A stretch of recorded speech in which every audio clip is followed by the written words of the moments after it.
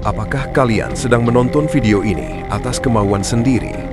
Atau apakah momen ini sudah tertulis dalam kode atom sejak 13,8 miliar tahun yang lalu? Saya, The Rider. Saya baru saja kembali dari tahun 3000, dan fakta bahwa saya bisa mendarat di sana membuat saya takut. Karena itu artinya masa depan sudah ada di sana, menunggu untuk dikunjungi. Bayangkan jika hidup kalian bukanlah perjalanan bebas. Bayangkan jika alam semesta ini hanyalah sebuah film yang gulungan pitanya sudah selesai dicetak. Kalian merasa sedang memainkannya, padahal kalian hanya sedang menontonnya. Selamat datang di penjara terbesar di alam semesta, waktu. Hari ini kita akan membedah Block Universe, teori fisika yang mengatakan bahwa masa lalu, masa kini, dan masa depan semuanya nyata secara bersamaan. Apakah kita punya kehendak bebas atau kita hanyalah boneka yang menari sesuai naskah? Mari kita lihat halaman terakhirnya.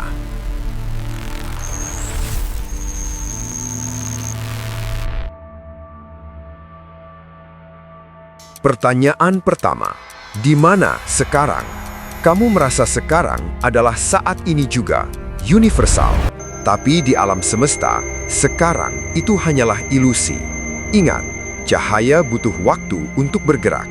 Saat kamu menatap bintang di langit malam, kamu sebenarnya sedang menatap kuburan. Bintang yang kamu lihat itu mungkin sudah meledak jutaan tahun lalu, tapi cahayanya baru sampai ke matamu hari ini. Kita terpenjara dalam masa lalu. Tapi, Einstein menemukan sesuatu yang lebih mengerikan. Waktu itu, miring. Bayangkan, ada alien di galaksi Andromeda, 2,5 juta tahun cahaya dari sini. Jarak yang sangat jauh ini adalah kunci dari ilusi waktu. Jika alien itu duduk diam, irisan waktunya sejajar dengan kita. Sekarangnya dia sama dengan sekarangnya kita. Tapi, perhatikan ini. Jika alien itu bangkit dan berjalan menjauh dari bumi, walau hanya dengan kecepatan jalan kaki, sudut irisan waktunya miring ke bawah. Di jarak sejauh itu, kemiringan kecil ini memotong sejarah bumi secara drastis. Bagi dia, sekarang di bumi bukanlah tahun 2026, melainkan masa lalu sebelum piramida dibangun. Dan jika alien itu berbalik, lalu berjalan mendekat ke arah bumi, irisan waktunya mendongak ke atas, memotong masa depan kita. Di sekarangnya dia, bumi mungkin sudah ada di tahun 3000. Saya sudah ada di sana. Jadi, masa lalu belum hilang dan masa depan sudah terjadi. Semuanya nyata, tersembunyi di sudut pandang yang berbeda. Jika alien di Andromeda bisa melihat masa lalu kita, dan saya bisa melompat ke masa depan, artinya satu hal, semuanya sudah ada di sana. Inilah konsep yang membuat banyak fisikawan tidak bisa tidur nyenyak. The Block Universe. Bayangkan seluruh sejarah alam semesta dari ledakan Big Bang sampai detik terakhir kiamat nanti bukanlah serangkaian peristiwa yang hilang berganti, melainkan satu objek padat yang utuh, seperti sebuah balok roti panjang, roti ruang waktu.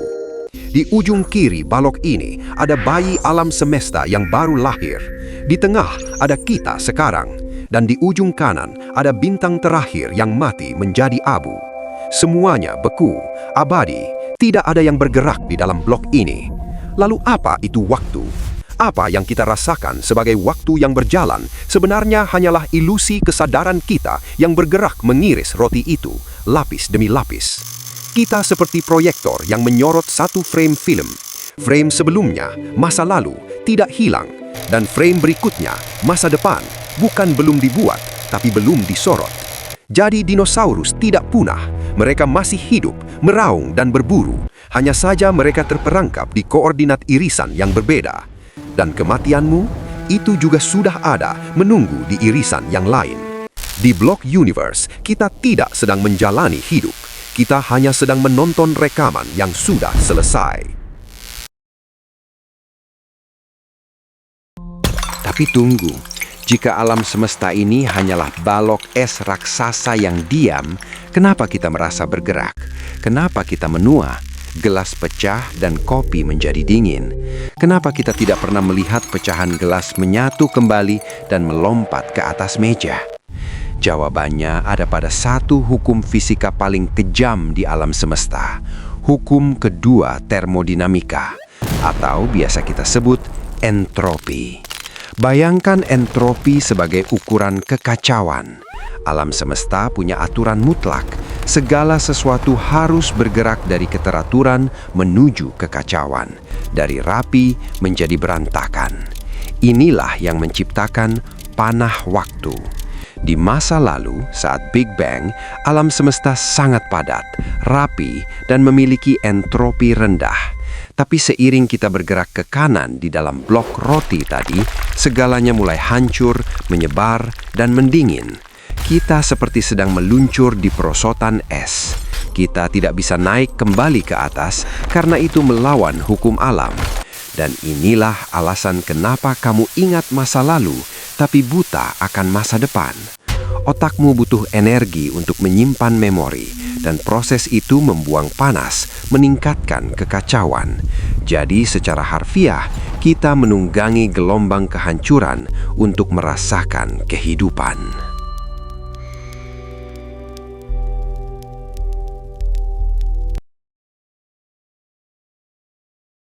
Jika masa lalu, masa kini, dan masa depan sudah tertulis dalam satu balok abadi, di mana letak kebebasan kita? Pada tahun 1814, Pierre-Simon Laplace mengajukan sebuah ide mengerikan. Bayangkan sebuah entitas, kita sebut saja iblis Laplace, yang mengetahui posisi dan kecepatan setiap atom di alam semesta ini pada satu saat. Karena atom bergerak sesuai hukum fisika yang pasti, iblis ini bisa menghitung masa depan dengan presisi 100%. Pikirkan meja biliar. Jika saya menyodok bola putih dengan kekuatan dan sudut tertentu, bola itu tidak punya pilihan. Dia harus bergerak ke sana. Dia harus memantul. Itu bukan takdir magis. Itu hanya fisika. Nah, Big Bang adalah sodokan pertama itu. Sejak ledakan itu, setiap atom di tubuhmu hanya mengikuti reaksi berantai yang tak terhentikan. Kamu merasa punya pilihan? Kamu merasa memilih untuk menonton video ini? Tidak. Neuron di otakmu hanyalah atom yang bertabrakan. Kimiawi listrik yang mematuhi hukum yang sama dengan bola biliar tadi. Jadi, bagi iblis Laplace, saat kamu lahir, saat kamu jatuh cinta, dan saat kamu mati, semuanya hanyalah hasil matematika yang sudah selesai dihitung 13,8 miliar tahun yang lalu.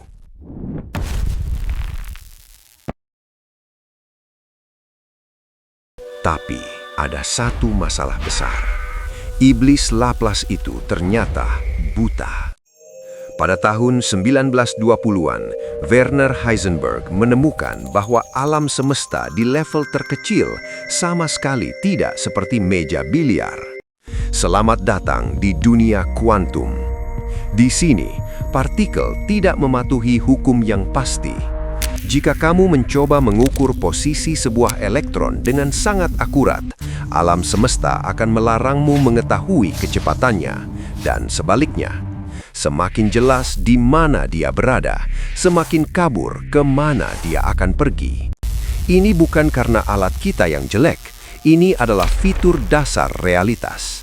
Alam semesta itu berpiksel dan buram. Jadi, iblis Laplace tidak bisa memprediksi masa depan, karena dia bahkan tidak bisa mengukur masa kini dengan sempurna. Di dunia ini, masa depan bukanlah rel kereta api tunggal yang sudah terpasang. Masa depan adalah kabut peluang.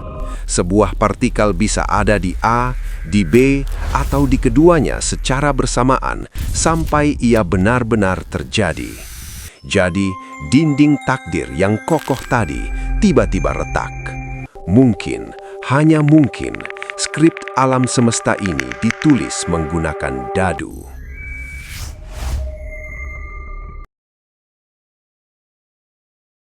Tapi, bagaimana jika dadu itu tidak pernah benar-benar memilih? Bagaimana jika setiap angka yang mungkin keluar, benar-benar keluar? Pada tahun 1957, Hugh Everett mengajukan ide gila yang disebut banyak dunia. Dia bilang, saat kamu melempar dadu, alam semesta tidak menunggu hasil acak. Sebaliknya, alam semesta membelah diri. Di satu cabang realitas, dadu itu muncul angka 6. Di cabang lain, angka 1. Dan di cabang lainnya lagi, dadu itu hilang ditelan lubang hitam. Kucing Schrödinger yang malang itu tidak hidup dan mati sekaligus, melainkan ada dua alam semesta terpisah. Di sini, kamu membuka kotak dan menangis karena kucingnya mati. Tapi di sebelah, kembaranmu membuka kotak dan tertawa karena kucingnya hidup. Ini artinya, kamu tidak sendirian. Ada triliunan versi kamu di luar sana. Ada versi kamu yang menjadi miliarder. Ada versi kamu yang tidak pernah menonton video ini. Dan ada versi kamu yang sudah mati 5 menit yang lalu. Di teori ini, kebetulan itu tidak ada, karena segala sesuatu yang bisa terjadi, pasti terjadi di suatu tempat. Kita tidak hidup di satu garis lurus, kita hidup di dalam hutan bercabang yang tak berujung.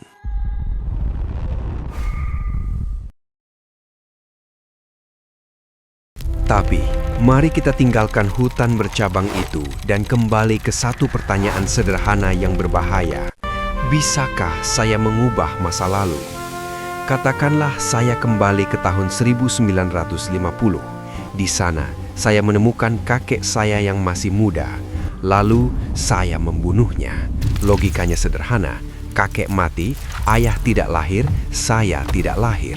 Tapi tunggu, jika saya tidak pernah lahir, lalu siapa yang menarik pelatuk pistol tadi? Ini adalah paradoks kakek. Sebuah kesalahan logika yang membuat alam semesta tersedak. Ada dua kemungkinan.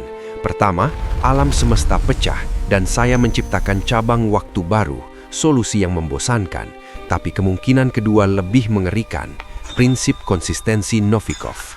Fisikawan Igor Novikov percaya bahwa waktu adalah lingkaran tertutup. Kamu tidak bisa mengubah masa lalu karena kamu sudah menjadi bagian darinya.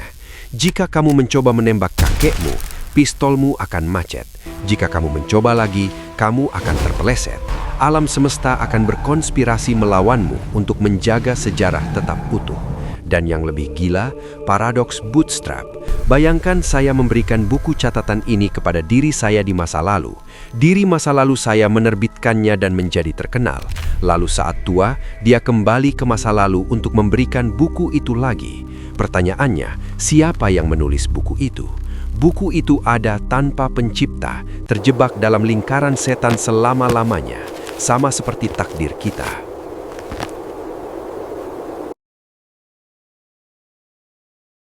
Lupakan sejenak fisika kuantum. Mari bicara tentang mesin waktu yang ada di kepalamu. Kamu merasa sedang menonton video ini secara live? Salah. Kamu sebenarnya hidup di masa lalu.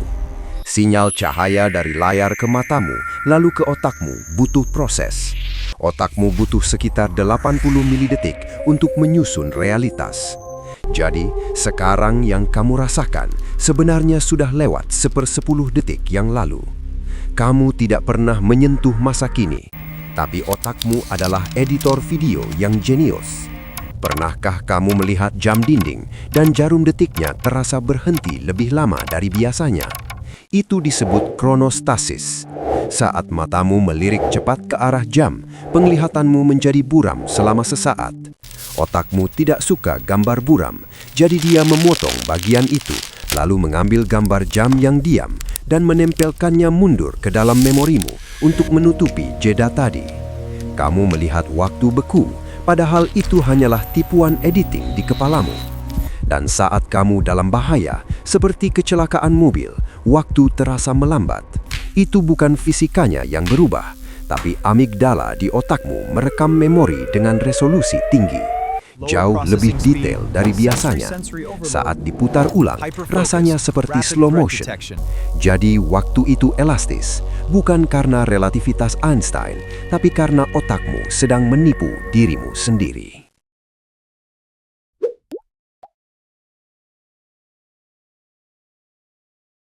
Kita telah melihat roti ruang waktu yang beku. Kita telah tersesat di hutan bercabang yang tak berujung. Dan kita telah membedah mesin waktu di dalam otak kita sendiri. Jadi, apakah masa depan sudah terjadi? Apakah kita boneka atau penulis naskah? Fisika memberi kita banyak jawaban. Tapi paradoksnya adalah, kita mungkin tidak didesain untuk memahaminya. Tapi mungkin itu tidak penting. Tidak peduli apakah takdir itu tertulis di batu granit atau digulirkan oleh dadu kuantum. Bagi kita, makhluk kecil yang terjebak dalam ilusi 80 milidetik ini, masa depan tetaplah sebuah misteri. Dan misteri itu adalah hadiah. Karena ketidaktahuan itulah yang memberi kita alasan untuk bangun setiap pagi, untuk berjuang, untuk mencintai.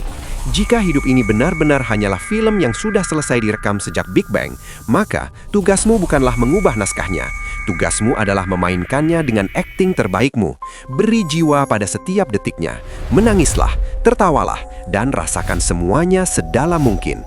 Karena di akhir nanti, saat layar menjadi gelap, yang tersisa bukanlah durasinya, tapi seberapa hidup kamu merasakannya. Masa depanmu ada di tanganmu, sampai fisika membuktikan sebaliknya. Saya The Rider. Sampai jumpa di garis waktu berikutnya. Tulis pendapat Anda di bawah. Sampai jumpa di masa depan.